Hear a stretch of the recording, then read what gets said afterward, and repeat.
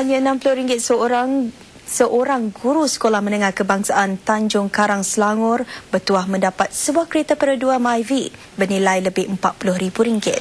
Jamaluddin Aloy mendapat habuan itu selepas menyertai peraduan beli buku Institut Terjemahan Negara Malaysia ITNM dan memenangi hadiah bernilai RM100,000. Peraduan mendapat tajaan dan sokongan penuh Pro2 dan M-Bank Group. Pengarah urusan ITNM Muhammad Khair Ngadirun berkata lebih 10,000 penyertaan diterima.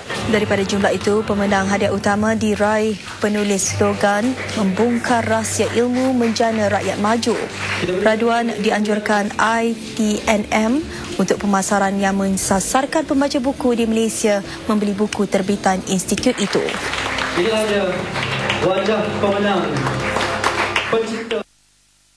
Saya harap rakyat Malaysia lain selepas ini kalau ada, cubalah kadang-kadang kita membeli buku yang untuk dibaca. Kalau ada peraduan tu sebagai bonus saja kan. Buku-buku yang kami terbitkan adalah buku yang kualiti yang tinggi, dan kita merasakan bahawa dengan buku yang pembacaan buku yang berkualiti, dia akan menambah dan memandaikan masyarakat Malaysia.